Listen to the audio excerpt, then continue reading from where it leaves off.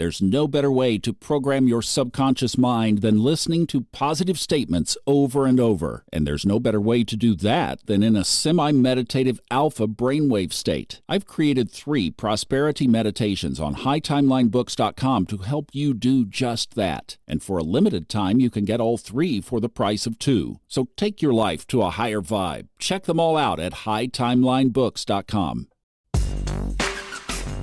Welcome in to the TGI Friday edition of the Fun Astrology Podcast. Thomas Miller. I am tasked with a daunting job today on this TGI Friday. I have to explain Pluto opposite Mars and get you out of here in 5 minutes. So here we go. It happens tomorrow. This is the big aspect of the weekend. Mars opposite Pluto exactly tomorrow night at 9:05 p.m. Eastern. The other significant thing that happens tomorrow morning early, so we're basically almost there, like a lot of people are really ready for this. Mercury clears the shadow tomorrow. It will be in new territory. That's when a planet catches back up to where it began its retrograde path. Wanted to put some things together special for this Mars opposite Pluto because of where things are in the world and how we're going to live through it in our highest timeline, because there is some really cool symbolism if you grab onto it. So the first thing is, I think in the astrological community, I've seen it several places, that people are going back and comparing this Pluto opposite Mars, or at least referencing the fact that these two were opposite each other when World War II began. And that is true. They were opposite, but in different signs. Pluto was in Leo, and Mars was in Aquarius. So they were flip-flopped from where they are now. Also keep in mind around this, Mars' path around the Sun, 687 days. That's 1.88 years. So typically, without going into details, Mars and Pluto, not counting retrogrades, will be across from each other about every 20 to 23 months. This is the second time that this Mars and this Pluto are opposite each other. They were also opposite each other in early December. So let's break down some of the characteristics of these two. I just wanted to put the energies together in a way that maybe you can see this through a little bit of a different lens.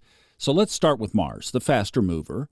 Mars rules Aries currently. It also ruled Scorpio in ancient Hellenistic astrology. Its symbol is the ram. I thought of Dodge trucks, built ram tough. What's the symbolism of a ram? Rearing up on its hind legs, thrusting its weight toward another ram, fighting for dominance. Because with that dominance come the girl rams, and with that comes mating season, which they do for about 7 years. They can live 10 to 20 years, but they mate and they fight like this for the first half of their life, let's say. So whenever Mars comes around, you can think of that. It's boys fighting boys for girls. So Mars rules a lot of A-word kind of activities. Action, adventure, ambition. It rules our head, our physical head. Think of the ram. Boom! It rules impulsiveness to that degree. Also everything about the battle, the war, the conflict, the battlefield, the weaponry, all of that is under Mars.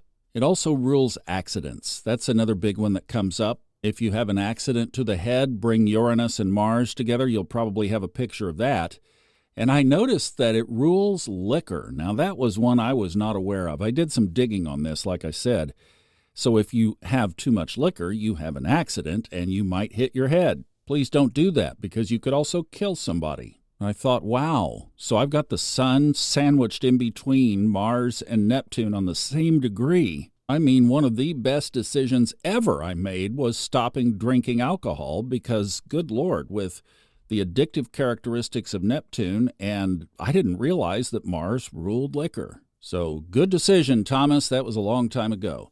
All right, it also rules anger. We know that. So on the one side is the conflict. The other side is the real, true ambition to fight to win.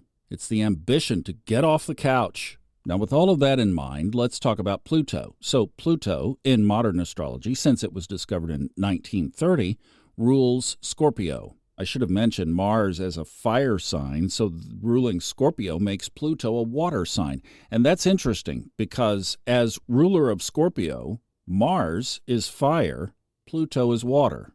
As one, I've always argued that Scorpio is also a fire sign. And it really is amazing how this attribution got put together because it really does have both characteristics. Pluto's glyph is a circle with a crescent moon and a cross on top, representing the rise of the unconscious, the subconscious, above the physical world. So you could think of that symbol as like a spiritual antenna. Think of it as the blend of the conscious and the subconscious. So Pluto absolutely rules the area of the psychic, the psychoanalysis, psychedelic, everything like that is Pluto. We know that it also represents everything nuclear. So when we talk about power, we're talking about ultimate power, the biggest power, plutonium. And then there's the death and rebirth. We know all about that. It rules everything related to death. We're seeing that this weekend with Pope Francis' funeral. Everything you see going on there, Pluto. So there's a theme with Pluto of not only the spiritual connection, but also this theme of everything ending, finality, and then the new birth, the new beginnings, the regeneration, the reincarnation, the renovation. We just had Easter last weekend, resurrection. I mentioned the oddball that I found with Mars ruling liquor. Well, Pluto rules snakes. There's your oddball.